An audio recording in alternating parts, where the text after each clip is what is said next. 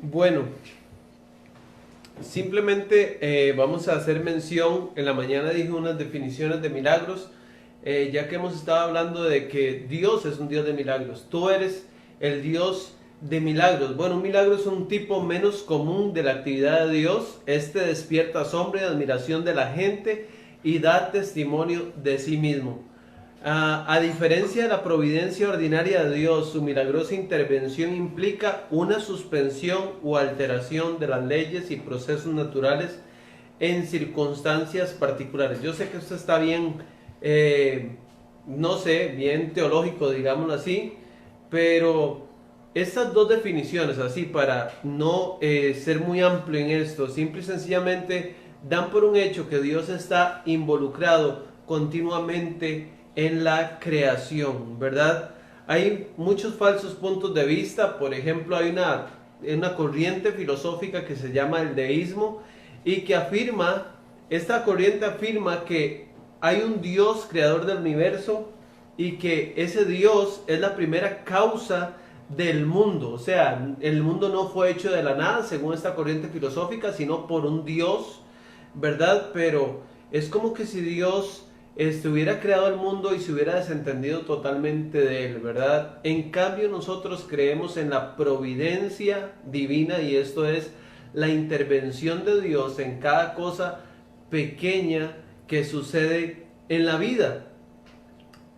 A veces usamos la palabra soberanía, que es que Dios todo lo puede, todo lo que Él quiere lo hace en cualquier momento, con cualquier persona, ¿verdad? Y que todo pasa por una buena razón de parte de Dios, que Él está velando segundo a segundo, es más, milésima a milésima por cada cosa que pasa en su creación. Entonces, si nosotros pudiéramos ver la vida nuestra a través de los lentes de la soberanía o de la providencia, pues entenderíamos muchas cosas que a menudo no entendemos, ¿verdad? Pero todo tiene una razón de ser y creemos que Dios está 100% involucrado en el mundo a través de algo más que milagros, ¿verdad? Está involucrado en cada cosa que sucede en nuestra vida, ¿verdad? A veces uno dice, bueno, fulano de tal se curó inmediatamente, un milagro, ¿verdad? Un milagro es que si usted se quemó, su piel se vaya regenerando. Eso es un milagro también. Tal vez no fue inmediato, pero ahí igual, ahí hay un acto milagroso. Ya cuando nosotros podemos entender que Dios guía providencialmente y sostiene nuestra vida cotidiana, entonces esa distinción que hacemos, entre lo natural y lo sobrenatural, de alguna forma pues va a irse como deshaciendo o desvaneciéndose, ¿ya? Hay un texto que está, no es el texto que vamos a estar viendo, pero voy a citarlo, está en Hechos 17:27, 17:27 de Hechos, dice: para que busquen a Dios, si en alguna manera palpando puedan hallarle, aunque ciertamente no está lejos de cada uno de nosotros.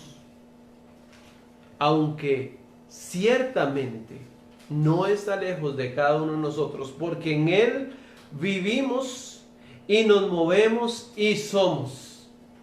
Yo solo me imagino como estar metido dentro de una piscina y que, digámoslo así, que el agua de esa piscina, al estar yo sumergido en esa piscina, el agua es Dios.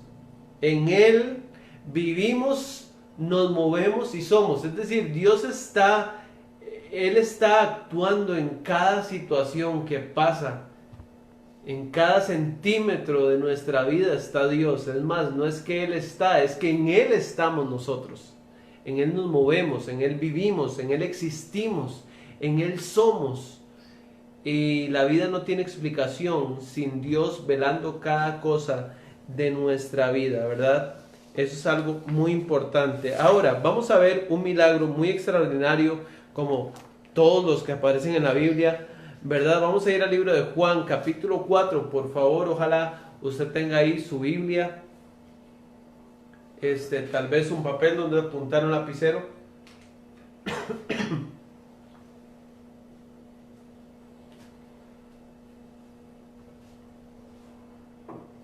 Juan capítulo 4. Versículos 46 al 54 dice la palabra del Señor. Vino pues Jesús otra vez a Caná de Galilea, donde había convertido el agua en vino, y había en Capernaum un oficial del rey, cuyo hijo estaba enfermo. Cuando oyó que Jesús había llegado de Judea a Galilea, vino a él y le rogó que descendiese y sanase a su hijo, que estaba a punto de morir. Entonces Jesús le dijo: si no viereis señales y prodigios, no creeréis. El oficial del rey le dijo: Señor, desciende antes que mi hijo muera. Jesús le dijo: ve, tu hijo vive. Y el hombre creyó la palabra que Jesús le dijo y se fue. Cuando él ya descendía, sus siervos salieron a recibirle y le dieron nuevas, diciendo: tu hijo vive, es decir, tu hijo se recuperó. Entonces él les preguntó a qué horas había comenzado a estar mejor, y le dijeron: ayer a las 7 le dejó la fiebre. El padre entonces entendió que aquella era la hora en que Jesús le había dicho: tu hijo vive. Y creyó él con toda su casa. Esta segunda señal hizo Jesús cuando fue de Judea a Galilea. Ahora, hay que recordar que Galilea era la tierra de Jesús, donde él creció. Como estas personas se sentían tan familiarizadas con Jesús, pues da a entender que no lo honraban de la manera que debían hacerlo. No solamente porque era el hijo de José o de María, o porque era un chiquito que anduvo corriendo por ahí, o un jovencito, sino que era el Hijo de Dios, ¿verdad? Ahora, vamos a devolvernos ahí al versículo 46, Juan 4, 46.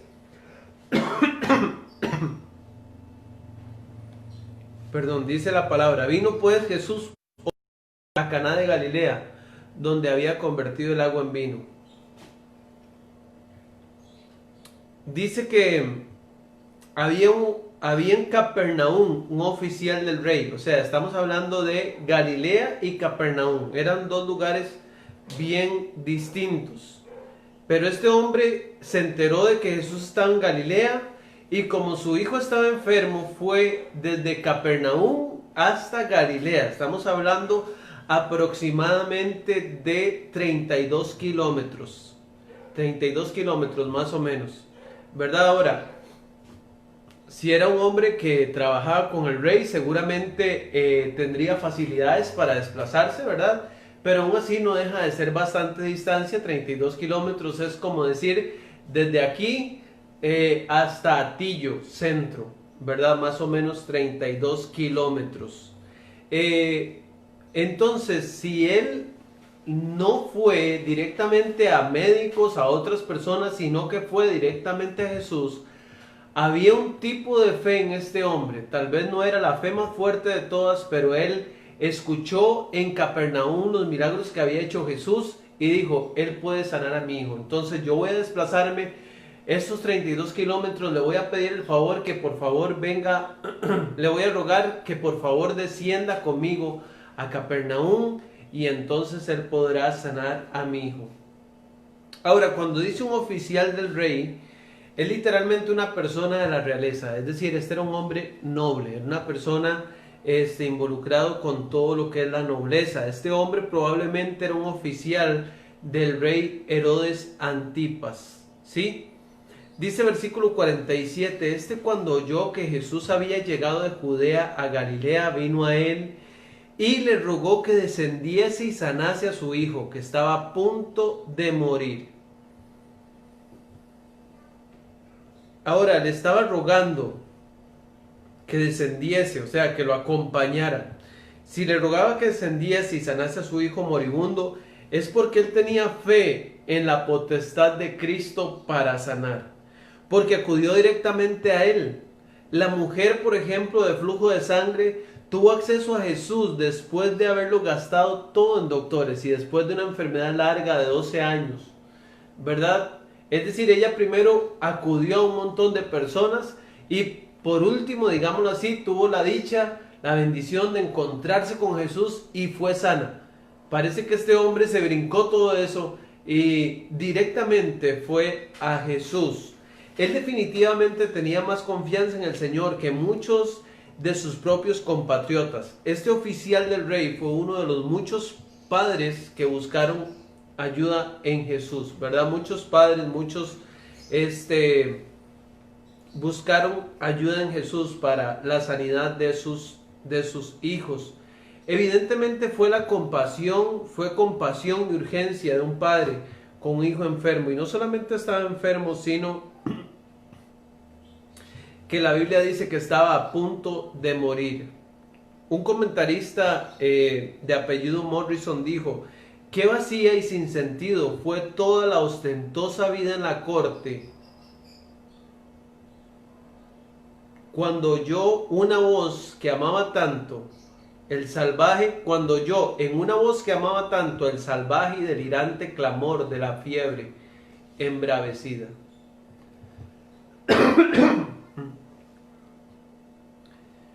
Dice el versículo 48, es decir, que toda la riqueza de este hombre, al transitar su hijo por una situación difícil, ya no servía de nada, ¿verdad? Dice el versículo 48, entonces Jesús le dijo: si no viereis señales y prodigios, no creeréis. Ahora, yo creo personalmente que Jesús no se estaba dirigiendo solamente a ese hombre, sino a todas las personas que ahí estaban en general. El Señor le recordó un rasgo nacional, una particularidad que tenían ellos como judíos. Y eso es, repito, es bueno leer este versículo otra vez. Entonces Jesús le dijo: si no viereis señales y prodigios, no creeréis. Es decir, que ellos querían ver milagros antes de creer. Aquí tenemos algo muy importante. En general hallamos que el Señor Jesús no se complacía tanto con una fe basada en los milagros como en una fe que estaba basada solo sobre su palabra. O sea, y también lo dijimos en la mañana, hubo gente que vio milagros. Judas vio, yo diría, cientos de milagros, porque en la mañana, aunque dije que Jesús hizo posiblemente 40 milagros, no son todos los que Jesús hizo, ¿verdad? Fueron algunos que se seleccionaron y se pusieron en la escritura, pero Judas los vio todos. Y aún así la Biblia lo describe como el hijo de perdición, porque él los vio, pero eso no lo creyó. A Jesús le agrada cuando nosotros, cuando la fe nuestra está basada en lo que Él dice, no en lo que Él hace, en lo que oímos de Él y no en lo que vemos que Él hace. Hoy en la mañana vimos que los discípulos tuvieron el milagro de alguna forma como resultado de una fe solamente basada en su palabra. O sea, ellos vieron al hombre en la orilla, no sabían que era Jesús. Él les dijo: echen las redes a la derecha. Ellos obedecieron su palabra. Él no les dijo: hey, si echan las redes a la derecha van a tener una gran pesca. No les prometió nada, nada más les pidió algo. Ellos obedecieron y el resultado de obedecer fue que tuvieron un resultado milagroso, ¿sí? Entonces creemos que Dios le da más gloria al creer algo sencillamente porque Él lo ha dicho, que debido a que de alguna prueba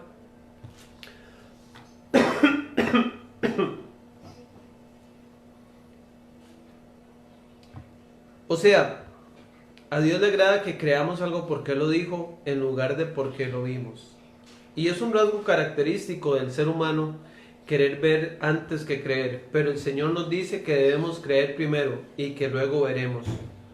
Ahora, Jesús reprendió a los que dependían de las señales y maravillas antes que pudieran creer. Entonces es muy importante que nosotros podamos tomar esto, y a veces queremos ver cosas. A mí me pasa que yo digo: Dios, quiero ver tal milagro, quiero que usted haga algo, quiero que usted llene las redes, Señor, quiero que usted haga algo milagroso, que sea evidente que fue usted, Señor, por favor, haga algo, ¿verdad? Pero Dios aquí nos reprende, hermanos, y seguramente me pasa a mí, le pasa a usted, de que podamos nosotros creer en lo que Dios dice, solamente porque Él lo dice. Podría parecer que Jesús fue duro con el hombre que deseaba que su hijo fuera sanado, pero no se había encontrado a muchos en Galilea que solo estaban interesados en sus milagros, así como un tipo show, digámoslo así. Ellos querían ver como, o sea, pensaban que Jesús era, quién sabe, que un bufón o algo así, o un mago, o un ilusionista. Pensaban que era, no sé, parte del Circo del Sol o algo así. O sea, ellos querían verlo a él haciendo algo. No necesariamente para creer, sino simplemente haciendo algo. ¿Ya? Las señales y maravillas de Dios no son cosas, son cosas buenas, evidentemente, pero no deberían ser el fundamento de nuestra fe. No deberíamos depender de ellas para que nos prueben que Dios es real. En sí mismas las señales y maravillas no pueden cambiar el corazón de las personas. Estas palabras insinúan un contraste entre los samaritanos. Por ejemplo, si usted tuviera la oportunidad ahora de leer un poquito antes, se da cuenta que los samaritanos, que era de la ciudad que venía Jesús antes de llegar a Galilea, creyeron por la palabra. O sea, porque Jesús les habló la palabra. Y los judíos que no creían, sino solo a través de señales y prodigios. Ahora, vamos por favor al versículo 49.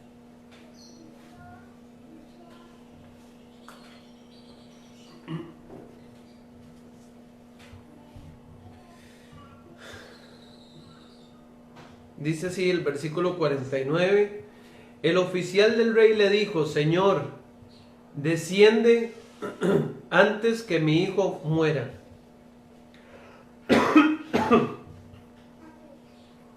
Vamos a ver si yo puedo.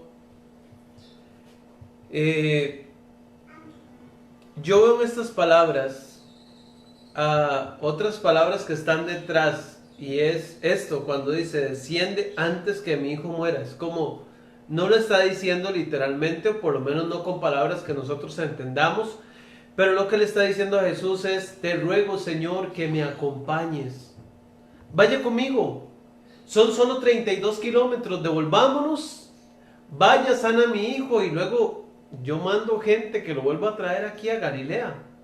Acompáñeme. Este hombre quería una visita del Señor por encima de todas las cosas. En cierto sentido, su fe era defectuosa.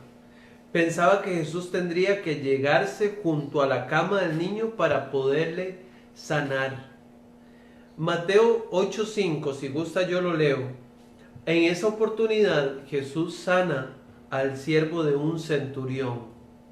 No es la misma historia. Este es un siervo del rey y el centurión era un soldado romano. Este hombre era judío, el otro era italiano.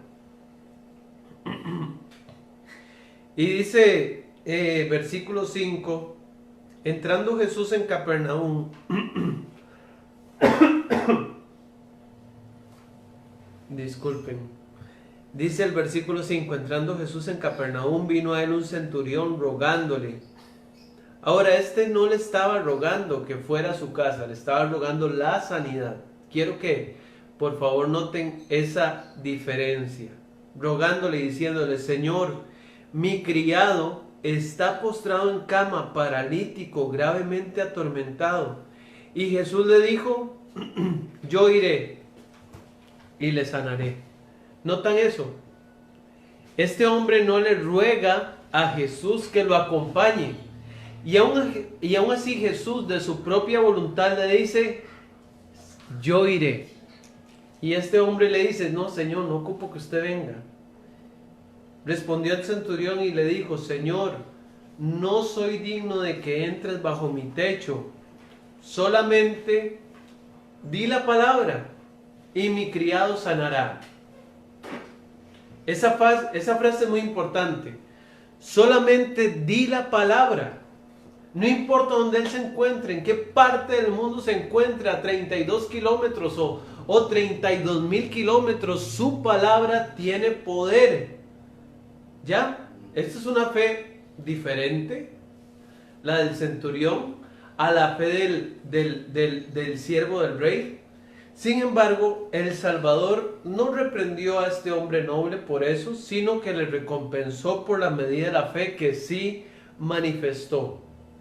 En sus palabras anteriores parecía que Jesús estaba desalentando a este hombre de pedir un milagro. Sin embargo, esta petición muestra que el oficial entendió que Jesús no tenía la intención de desanimarlo para pedirle ayuda milagrosa, solo desalentar una fe que solo busca lo milagroso. O sea, lo que Jesús le estaba diciendo era, en otras palabras, tenga cuidado de no creerme porque usted ve algo. No, yo quiero que usted crea porque yo digo que así es. El oficial no acudió a Jesús utilizando su condición de nobleza, sino en la base de la gran necesidad de su hijo.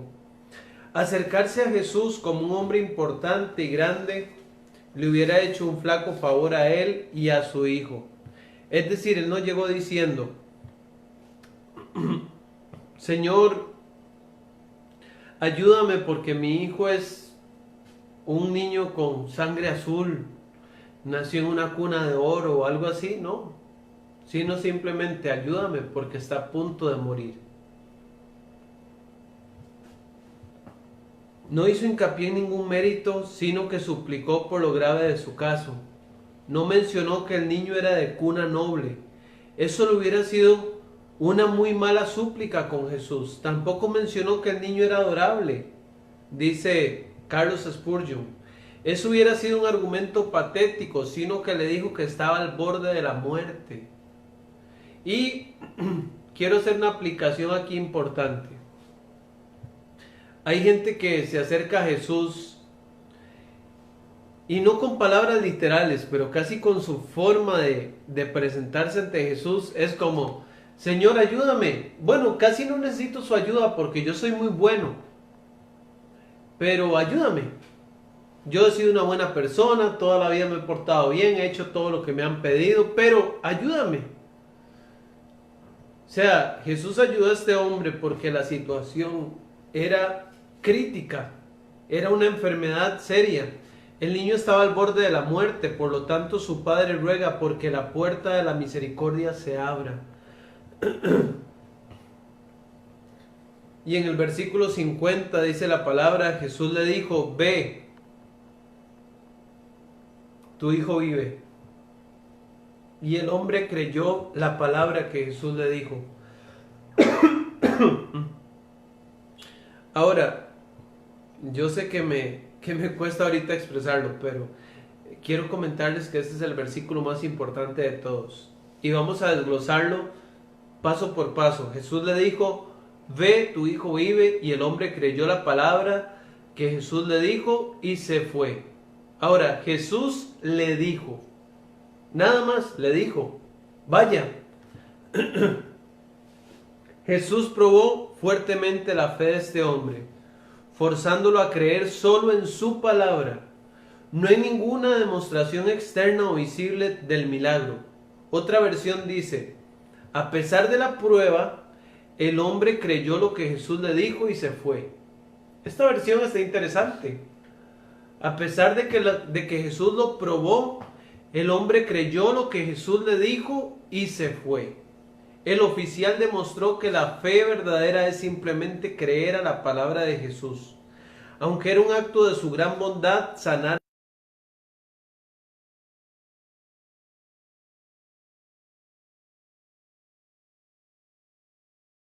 Jesús estaba haciendo una labor en su hijo, pero principalmente estaba haciendo una labor en él. Estaba animando y ayudando.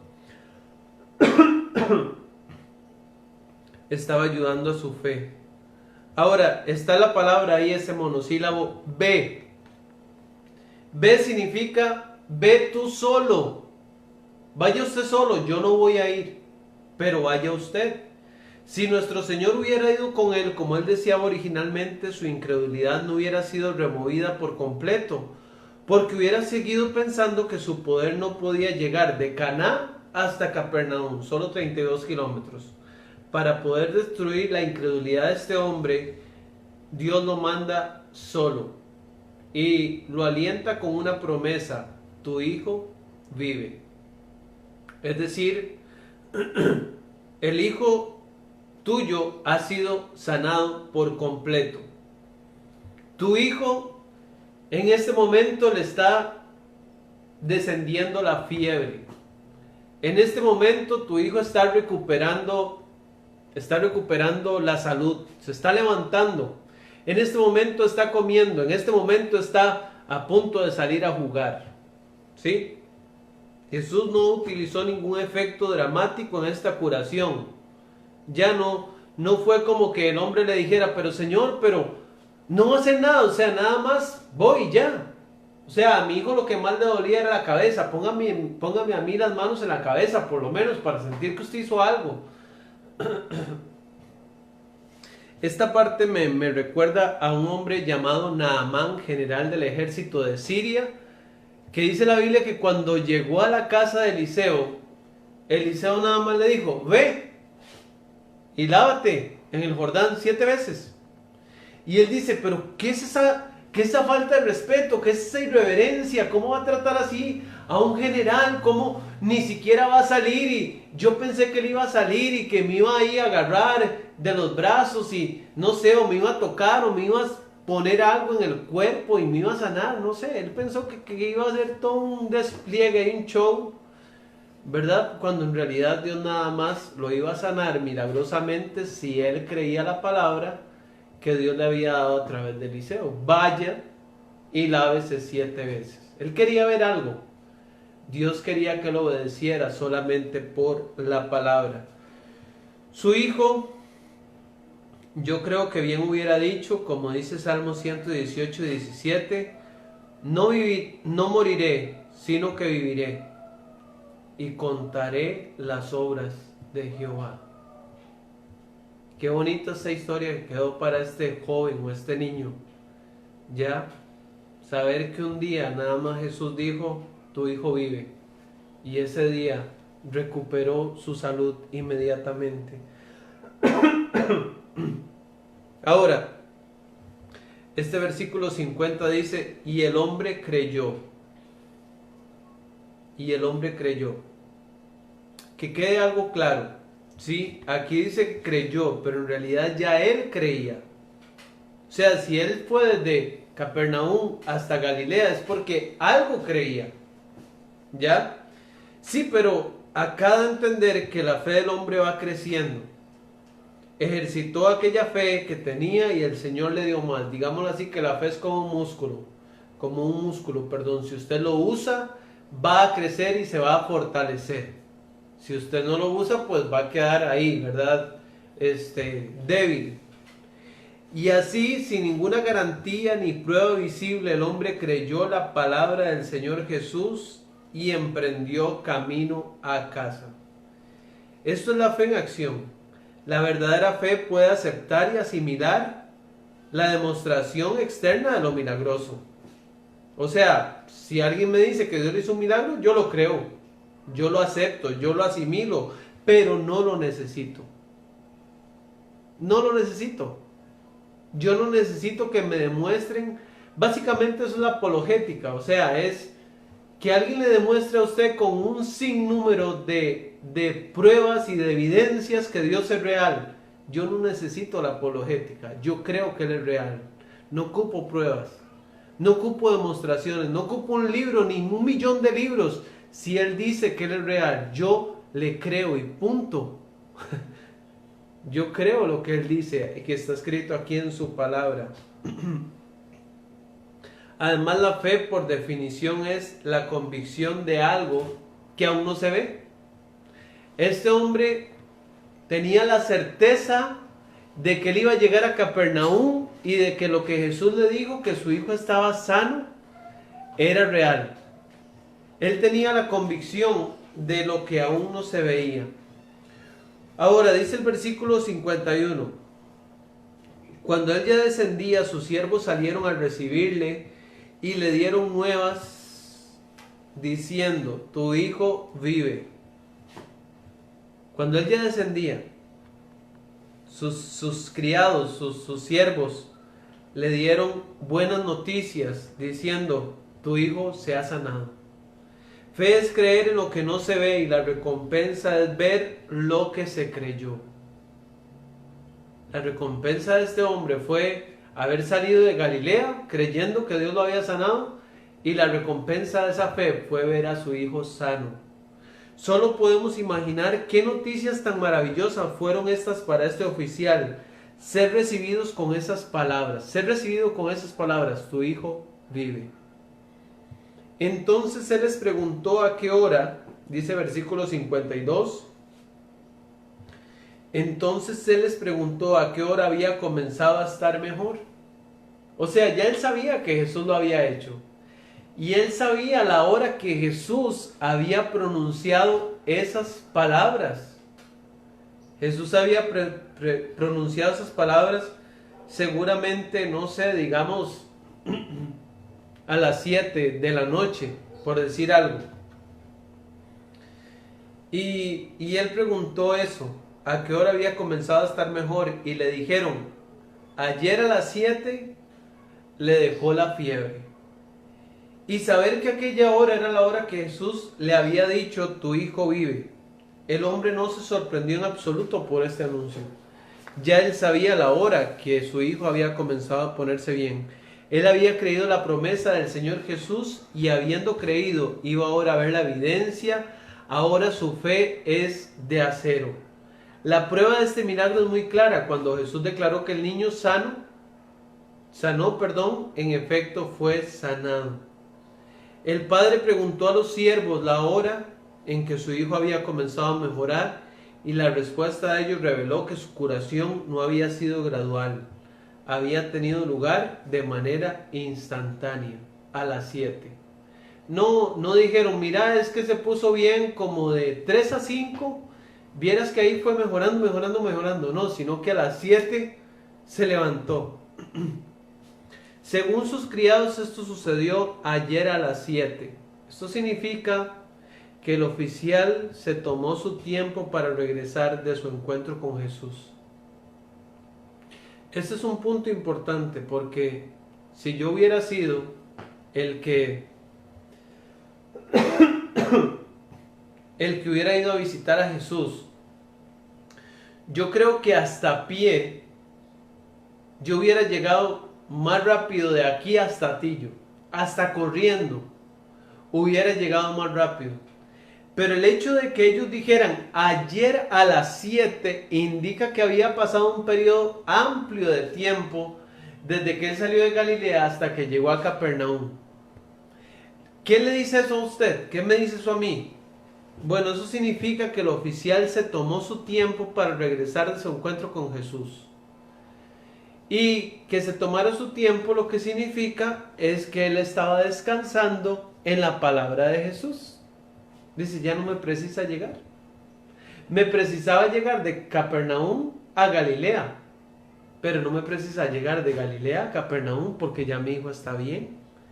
Su ritmo pausado fue una demostración de fe.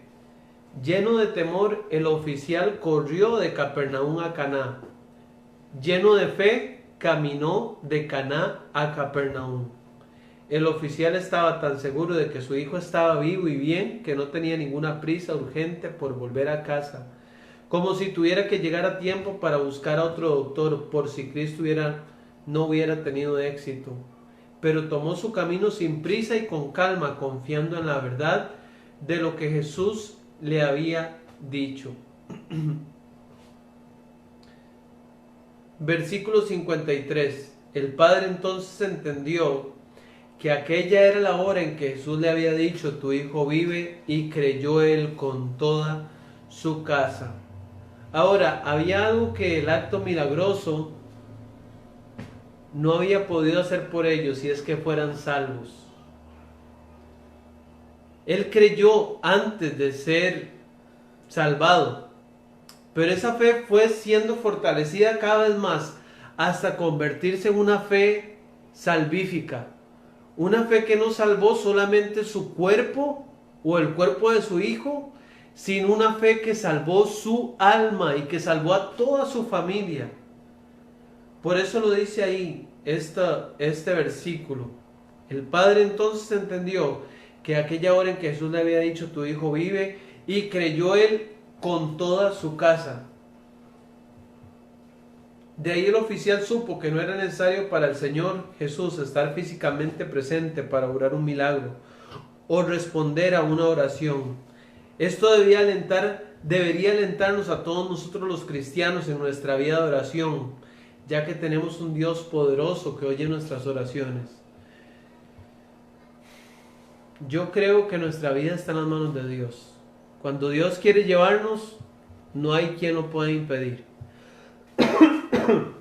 Y si Dios quiere sanarnos, no hay quien lo pueda detener tampoco, ¿verdad? Pero esto debería alentarnos a nosotros a la hora de orar.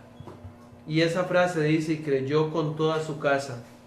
El milagroso poder de Jesús desarrolló una fe aún más grande, tanto en el oficial como en su familia. Eso fue lo bonito de este milagro, que hizo la fe de ellos más grande. Él creyó antes, pero ahora creía más. Su fe se profundizó por su experiencia personal con el poder de Dios. Ahora, no sería sencillo para él, para este hombre que no dice el nombre, ¿verdad? Pero profesar esa fe en la corte de Herodes, seguro ahora mucha gente se burlaría de él, mucha gente se reiría de él, pero también nos ayuda a identificarnos cómo nos sentimos nosotros. Y si este hombre pudo, siendo un noble, siendo una persona de la realeza, llevar a Cristo en su corazón en ese estatus, eso significa que cada uno de nosotros puede mostrar a Cristo en el lugar que nos encontramos. Y tenemos el último versículo. Esta segunda señal, dice, hizo Jesús cuando fue de Judea a Galilea, ¿verdad? La primera señal convenció a sus discípulos. ¿Cuál fue la primera? Que convirtió el agua en vino. La segunda señal convenció a este oficial judío y a toda su casa. La primera señal fue en una boda, ¿verdad? Las primeras dos señales en el Evangelio de Juan tomaron lugar en Caná de Galilea. La primera fue en una gran fiesta, con una parejita muy feliz. La segunda estuvo conectada con algo todo lo contrario, una fiesta, una tragedia, una enfermedad y pronta muerte de un niño. Bueno, Jesús es real en toda situación, en la mejor de las fiestas y en la peor de las circunstancias. Solamente, hermanos, les pido, porque yo soy consciente que hay momentos muy difíciles en la vida, que usted sepa que en Él nos movemos, vivimos, somos, y que si usted tiene alguna bendición extraordinaria es porque Dios así lo ha permitido. Y le animo, amado hermano, para que usted pueda ver la vida a través de los lentes de la providencia de Dios y de la soberanía de Dios. De esta manera, pues, su perspectiva de la vida va a cambiar, porque a veces pensamos que todo tiene que salir bien, y no, a veces las cosas salen muy mal. Pero de alguna forma, Dios, a través de esa prueba, está haciendo algo en nosotros. Pero también esta enseñanza tiene que ayudarnos a fortalecer nuestra fe. No es solo decir: ¡y qué dicha! La fe de ese hombre se fortaleció. No, es que esta palabra está aquí para fortalecer también nuestra fe. En cosas cotidianas, como lo dije en la mañana, como el trabajo, Dios está ahí en el trabajo nuestro. No solo en los cultos de oración y de predicación y de alabanza, sino en el trabajo. Dios quiere llenar nuestras redes. Y en algo tan cotidiano como la salud. Es bien molesto para mí, de verdad, enseñar y no poder expresarme, no poder hablar por alguna molestia en mi garganta o algo así, pero yo digo, Dios tiene el control y Dios puede sanarme, ¿verdad? Y Dios puede sanar a cualquier persona. Nada más tengo que creer esto y descansar en su fidelidad y en su amor, ¿sí? La salud, ahorita algunos estamos pensando, ¿y qué pasa si yo me enfermo? ¿Y qué pasa si yo me contagio? ¿Y qué pasa si un hijo mío se enferma? Esté tranquilo, tenga fe. Dios es el Dios de milagros. No ocupa Dios no tiene límite de distancia, como un walkie-talkie, ¿verdad? Que usted dice, bueno, si estoy a 15 kilómetros ya mi oración no llega de aquí a allá, o el poder de Dios no llega a esa distancia, como lo pensaba este oficial del rey. Piense más como el centurión. Dios, yo no merezco que usted entre en mi casa, pero solo di la palabra y mi criado sanará. Ojalá que Dios pueda encontrar ese tipo de fe en mi vida, en su vida, y descansar que lo que Él elija para nosotros está bien, y nosotros estar en paz con lo que Él elige para nosotros, y recordar que a los que aman a Dios, todas las cosas les ayudan para bien. Padre Celestial, gracias Señor. Sabemos que la mayoría de milagros que usted hizo no era con el fin de sanar a las personas, era con el fin de que ellos vieran que como usted tenía potestad para sanar el cuerpo, tenía potestad para sanar el alma. Yo te pido, Señor, que si hay alguien que necesita una sanidad más profunda, una sanidad más extraordinaria, más milagrosa, que es la sanidad de su alma, Señor, de las consecuencias que el pecado le ha hecho a nuestra relación con Dios, pueda creer en usted como el sanador del alma, como el sanador del espíritu, como el resucitador de un alma que está muerta en delitos y pecados, que está separada de la justicia, de la santidad y de todo aquello que agrada a Dios, y que podamos clamar con toda nuestra fe a Jesucristo, el Rey de Reyes, el Todopoderoso, Dios de milagros. Y Señor, que tú puedas traer restauración en esa relación que hemos perdido con usted. Y los que ya somos hijos suyos, Señor, que podamos confiar y descansar, tener una fe cada vez más robusta, Señor. Este hombre llegó con una fe un poco